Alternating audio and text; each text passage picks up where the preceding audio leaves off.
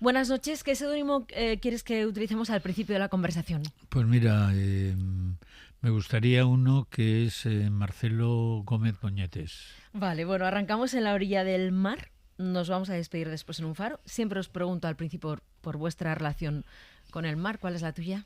Pues la mía es muy rara porque no conocí el mar hasta los 14 o 15 años. O sea, yo soy muy de interior, de secano, que decíamos entonces, oriundo de Navalcarnero, aunque nacido en Madrid. Y entonces, bueno, la piscina la conocí también, más o menos a esas edades, con lo cual mi relación con el agua es problemática. O sea, no conseguí superar el miedo al agua y aunque antes me tiraba incluso de cabeza, mal, Sí. pero me tiraba de cabeza y hacía unas brazaditas así, no más de 5 o 6 metros, pero por supuesto no me atrevo a eso que dicen, vamos nadando hasta aquel islote y tal, digo, oye, vosotros, o sea, yo ¿Y, no y- quiero... y recuerdas tu primera vez en el mar? O sea, ¿cómo Sí, fuiste? ¿Quién te llevó? perfectamente. Fue en un campamento que organizaban a medias en el colegio. Yo fui a los Sagrados Corazones de Martín de los Heros, lo mismo que Julio Iglesias, Ujú. que era un poco mayor que yo, claro. Y de pronto organizaron unos campamentos que para mí fue la ocasión de conocer el mar y lógicamente me apunté y convencí a mi familia de que me apuntara. Me fui yo con mi hermano mayor, que me sacaba un año Sí. y que íbamos juntos a todos lados, ¿no? Y eran unos campamentos que estaban además organizados por la OGE. Entonces tenía como una doble formación. O sea, por un lado estaba como la formación del espíritu nacional de la Sí, OGE, sí. que pasaban, tenías que ponerte firmes allí, limpiar no sé qué, te daban un emblema o un no sé cuántos, que te Tenéis preguntaban. cánticos también y Y cosas. luego teníamos exactamente toda la parte esta de cánticos y tal. Entonces era un no acabar de hacer cosas extrañas como la bajada de bandera, la salve, el no sé qué. Pero entre medias había un ratito, que solía ser a lo mejor como de 12 a 1 o algo así, que nos soltaban al mar. Era en la ría de Orio, o sea, realmente no era mar abierto, pero claro, yo de pronto descubrí que había una cosa que se llamaban olas. Y aquello era fantástico, ¿no? O sea, te revolcaban, te chapoteabas y tal. Y lo recuerdo maravillosamente, tanto como las sardinas también que hacían a la brasa allí y las manzanas. Sardinas, manzanas. Y si yo digo a qué sabían las magdalenas de tu tía Conchi, las magdalenas de tu tía Conchi, No es mi tía Conchi, es mi tía Chonchi. Chonchi. Chonchi, que es de Asunción. Mi tía Chonchi era como la tía Tula. O sea, era la hermana mayor de mi madre que no se había casado y entonces para nosotros era la tía, no Ujú, había ujú. ninguna otra tía. Entonces cuando venía la tía, ella hacía unas magdalenas que eran maravillosas, o sea, las hacía y las llevaban al horno del pueblo de Navalcarnero y entonces allí iba con una lata enorme de lata, así, iban ya con la crema esta que era como blanquecinas y tal, las metían en el horno y salían unas magdalenas maravillosas como que crecían y desbordaban aquello, ¿no? Y las tenían guardadas con llave en unos bajos como de la escalera, que había unas como unas puertecitas y tal, pero yo me hice con una doble de la llave y por supuesto me ponía morado de magdalenas. Tu madre cuando me preguntaban de los 5 quién es el peor, siempre decía Fernando el peor. Sí, sí, y yo creía que lo decía por hacer una gracia, porque yo estaba delante, pero luego un día me puse a pensar realmente en las barrabasadas que había hecho de niño y me di cuenta que, claro, que era evidentemente, sin duda, el peor de los 5. Porque, bueno, había hecho muchas burradas. O sea, quizás la más notable fue una bomba que hicimos que en realidad era un cohete espacial, pero que no llegó a subir del todo y explotó como a 3 metros de altura y entonces soltó metralla por todos los lados y hubo, bueno, uno que le tuvieron que dar 14 puntos aquí en el Pero eso pecho. de verdad, De eso no, verdad, de no, verdad, no de es verdad. ficción, es realidad Es eso. realidad, sí, sí. Y entonces eso ya de alguna forma me marcó. Yo tenía un espíritu científico, porque era cuando los americanos habían hecho el primer cohete, que no había llegado a ninguna parte, simplemente le habían lanzado al espacio, ¿no? Y nosotros queríamos hacer lo mismo. Entonces empezamos probando con bombas de puro, con fundas de puro, pero no se reventaban enseguida, no acababan de salir. Por supuesto, aprendimos cómo se fabricaba la pólvora, que hacíamos pólvora casera. Pero con petardos. No, la pólvora la fabricábamos nosotros. ¿La hacíais vosotros? Bueno, no di la fórmula aquí porque No la des. No es bueno, pero era muy sencilla. Se hacía con elementos muy básicos. Has citado a tu abuelo. Sí. No sé si tu abuelo es el que era el director de teatro de Navalcarnero. Sí, efectivamente, era el director de teatro y primer actor también. Entonces era, en aquella época, en que evidentemente no había televisión, yo creo que la única radio que había era de galena, o sea que tampoco... Entonces la forma de entretenerse, aparte del baile, que era como una institución, y claro, era algo muy importante, porque era cuando los chicos y las chicas se conocían, y de ahí salían parejas, pero había como cosa así, entretenimiento oficial, era el teatro. Entonces mi abuelo, que además era el director de los coros y danzas, pues tenía esta cosa de que hacían obras normalmente como ligeras, ¿no? O sea, como ya no me acuerdo, de autores de estos españoles como... Arniches.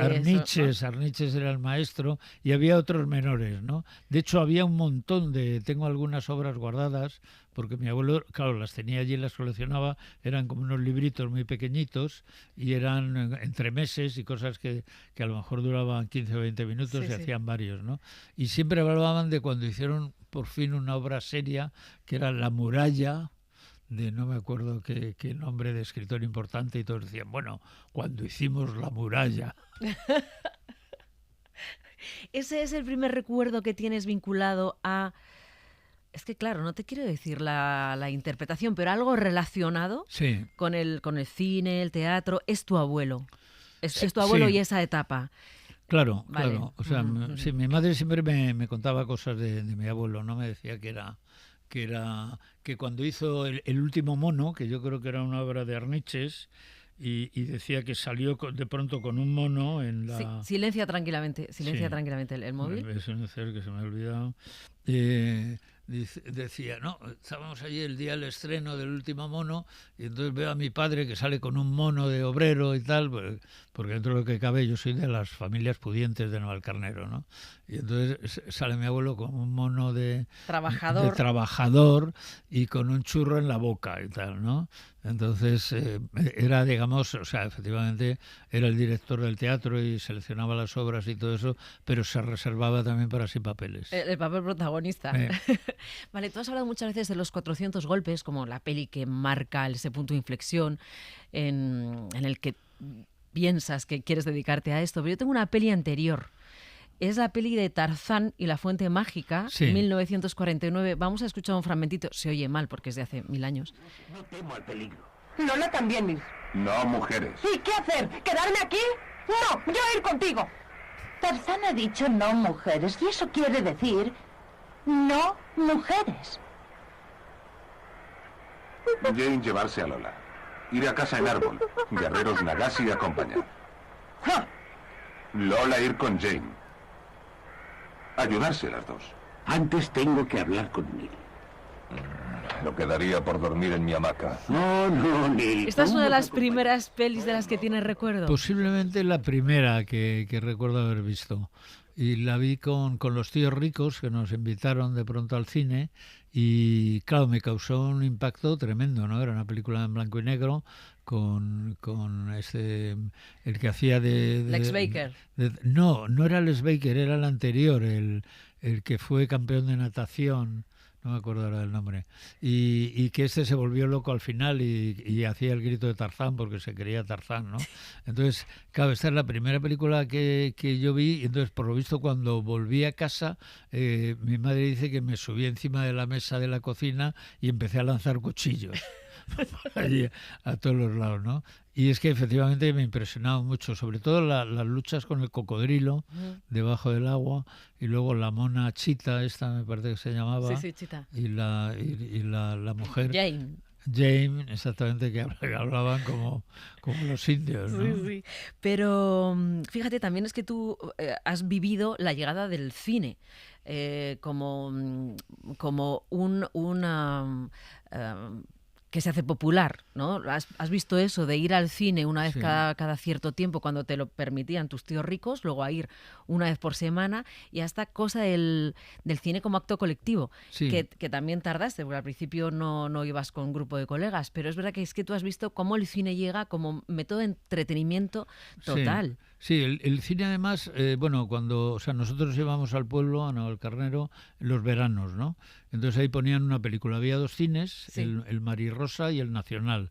Y normalmente yo intentaba colarme ya cuando tenía 15 años, porque entonces con 16 ya te dejaban ver algunas películas. Claro, imagínate, la censura era atroz, o sea, lo que te dejaban ver era nada, ¿no?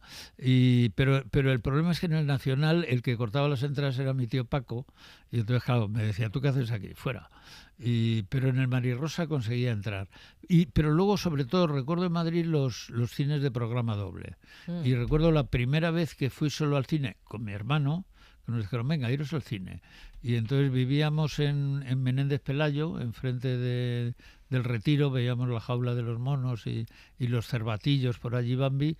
Fue un trauma ver Bambi cuando moría y tal, pero fue un gozo ver un programa doble que era una película de Berlanga que era Novia a la vista, que es una de las primeras películas de Berlanga, y otra película americana que se llamaba Un gramo de locura con Danny Kaye. Entonces, claro, vimos aquellas 2 películas y salimos fascinados. O sea, era qué maravilla, ¿no? Qué experiencia tan... Pero tú ahí ya querías ser director. No, ni idea, no tenía ni idea de lo que era ser director. Te gustaba ni nada. dibujar, Me gustaba mucho te gustaban dibujar. los tebeos, Sí. más o menos parecía que iba por ahí. Yo era muy aficionado a los tebeos, de hecho, con 14 años hago un curso por correspondencia, que entonces estaba muy de moda, se aprendía inglés, se aprendía guitarra y se aprendía también dibujo. Y entonces había un curso de historietas, que era AFA, era CCC, era la otra, eran las dos grandes escuelas para aprender en casa. Para aprender en casa. Y entonces en AFA me apunté a un curso de historietas. Yo creo que mi padre debía pensar que yo estaba un poco loco, porque no paraba de pedirle cosas, ¿no? De pronto llegaba publicidad y yo quería comprar las grandes obras maestras de la música. Y mi padre me decía, ¿qué dices? Esto es carísimo. Tal. Pero lo de historietas, como era dibujo y tal, accedió. Entonces empecé a hacer el curso. Y aquí sí que recuerdo que me tocó parte en verano y mi abuelo estaba muy orgulloso de mí porque me daban notazas, ¿no? Entonces estaba súper contento porque, bueno, escribían unas cosas como usted está dotado, tal, no sé qué, hasta que yo descubrí que los escritos estaban editados. O sea, eran fotocopias y tenían la forma de la letra de máquina, y descubrí que donde ponía mi nombre... que no lo voy a decir, se notaba que era un poco distinto a donde venía, usted ha nacido para esto y tal. Es una O sea, que se lo daban a todo el mundo. Yo creo que había diversos niveles, ¿no? Habría el nivel de usted está dotado, habría el nivel de ánimo, no importa, no sé qué, Diógenes se ponía una piedra para hablar y tal, lo importante es la tenacidad y tal, esas cosas.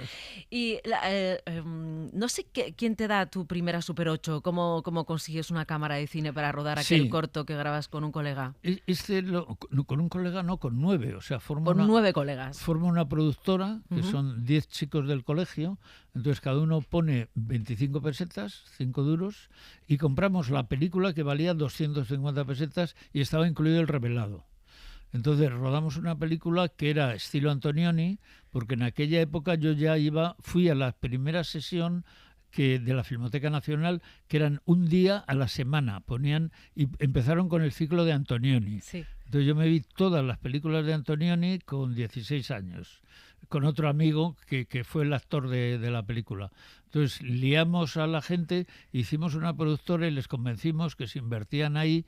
Primero dirigía yo, luego dirigía otro, había un orden ya establecido y había uno que era el 10º. Y porque había premios en la revista Primer Plano, había premios de 300, 400 pesetas, etcétera. Entonces les explicamos que íbamos a invertir, ¿no? Invertíais, pero luego os darían un premio y entonces luego tendréis para poder hacer otra peli. Sí, llegamos a hacer la primera, que era la mía, no se llegó a terminar, pero se inició una segunda incluso. ¿Por qué Fernando Colomo se ha puesto Marcelo Gómez Moñetes? Porque Marcelo Gómez era mi abuelo, del que tanto hablo, Sí. y Moñetes era el mote que teníamos de la familia. ¿Y por qué Moñetes? Pues parece ser que un antepasado tenía dos moñetes, creo que era torero rejoneador o algo así, y los moñetes dicen que le servían para las caídas amortiguar el golpe. Esta es la teoría. Entonces debía ser como un abuelo de mi abuelo o algo así. Y se quedó con lo de moñetes y tal. Yo recuerdo que cuando salíamos allí y salíamos a lo mejor con los chicos del pueblo y tal, le decía a mi madre, mamá, que un niño me lleva moñetes. Y decía, tú no hagas caso. Y ahora mira, te lo pones de seudónimo. Claro. Moñetes. Claro, sí. ¿Nunca tu abuelo ha inspirado una peli tuya? Tú que siempre te has inspirado en los amigos, en ti mismo, en lo que ves alrededor de gente cercana. No, pero el nombre Moñetes lo he citado, por ejemplo, en el sur de Granada. Cito varios motes de Navalcarnero, que conocía ahí como si fueran de la Alpujarra. Pero no me inspiró una película porque tendría que ser una película de época y las películas de época son carísimas y de vez en cuando he podido hacer, en realidad he hecho 3 nada más, ¿no? Porque se tienen que juntar ahí 3 caras, dices. todos los astros. Sí, 3 caras. Fernando Colomo, hay una cosa que no sé si todo el mundo sabe y es que tú eres arquitecto. Sí. Eres director de cine, pero eres también arquitecto. De hecho, había una frase que no sé si te decía Agresarrobe, que era, tú haces un chalet y te pagas un corto, ¿no? Sí. O sea, Sí. porque el trabajar como arquitecto te valía para financiar tus películas. Claro, sí, Javier estaba alucinado porque decía, joder, dice, en el momento en que cobras un chalet te vas a Kodak a comprar negativo. O sea, para rodar, y efectivamente, es que mi obsesión era tener dinero para el negativo, ¿no? Porque luego ya, si tienes el negativo, bueno, ya el revelado, más o menos. En el caso de la primera película estaba incluido, y es muy curioso porque como no sabíamos nada de montaje ni cosas de estas, rodábamos y montábamos con la cámara.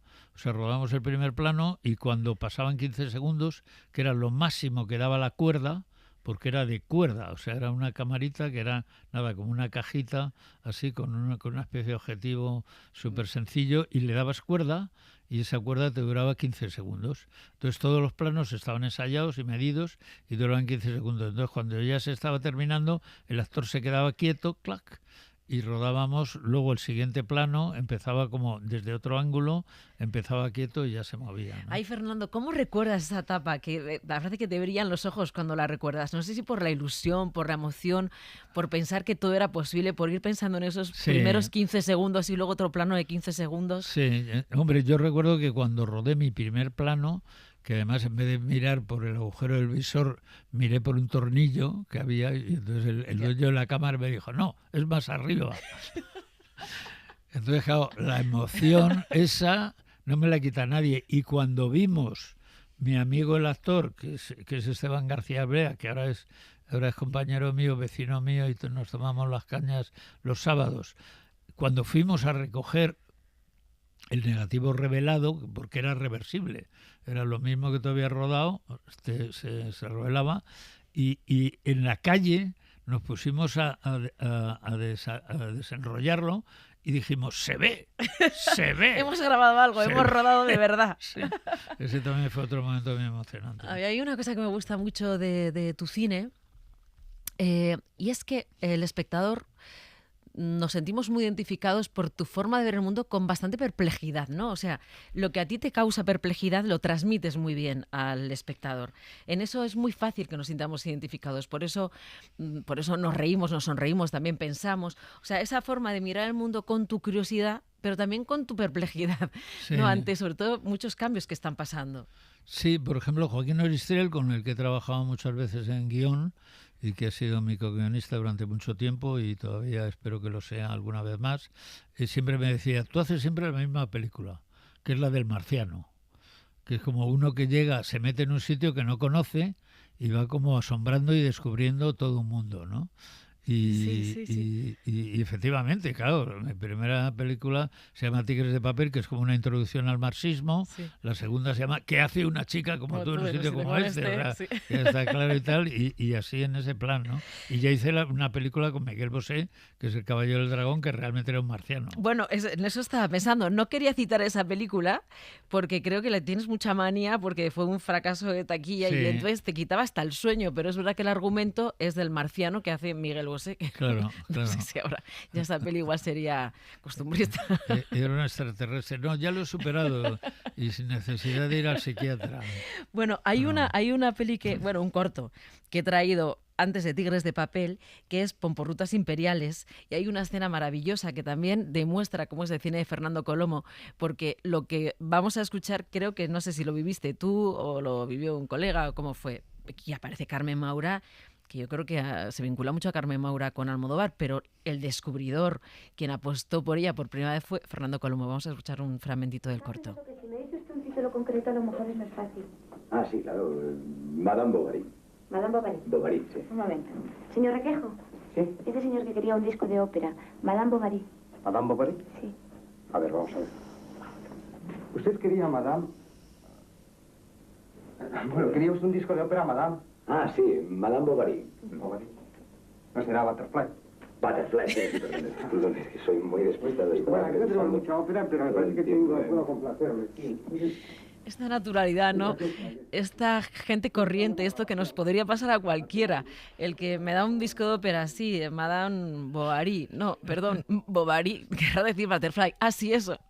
Que a veces parece que no hay guión en las pelis. Sin embargo, has citado a Oristrel y son pelis que van con guión. Sí. Bueno, por ejemplo, en la última película, que tendremos que hablar de ella, Las delicias del jardín, es una película en que es muy curioso porque es el guión que más he trabajado. He estado 3 años con mi hijo trabajando en el guión, pero luego, sin embargo, en el momento de rodar hay una improvisación enorme. Entonces, es como muy trabajada la estructura y luego muy improvisado el momento, ¿no? El momento del detalle. Sí. En el caso de este corto de Pomporrutas es muy gracioso porque eso me pasó a mí. O sea, yo entré para comprar un disco de ópera para ponerlo en mi corto anterior porque pensaba que la ópera le iba a ir bien y no sabía muy bien. Y entonces me dije, cuando me decía, pero bueno, ¿qué ópera? ¿Cuál?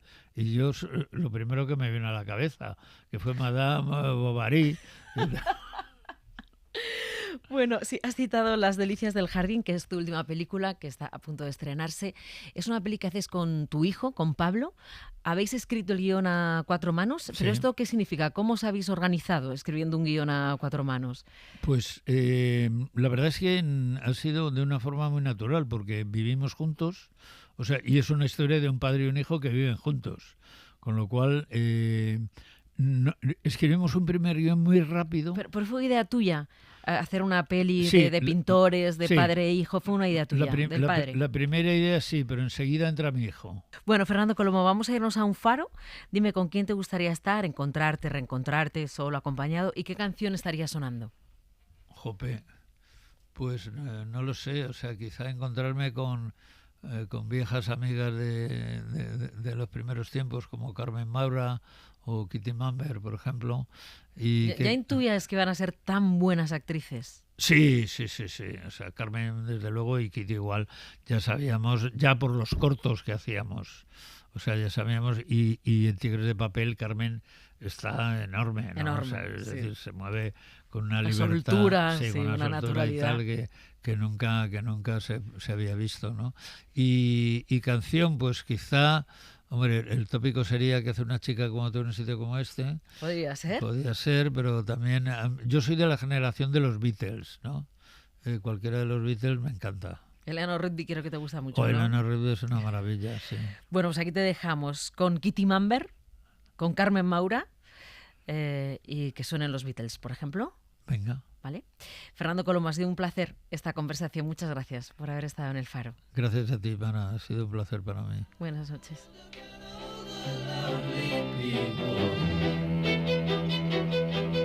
Eleanor Rigby picks up the rice in the church where a wedding has been. Lives in a dream with waits at the window, wearing the face that she keeps in a jar by the door.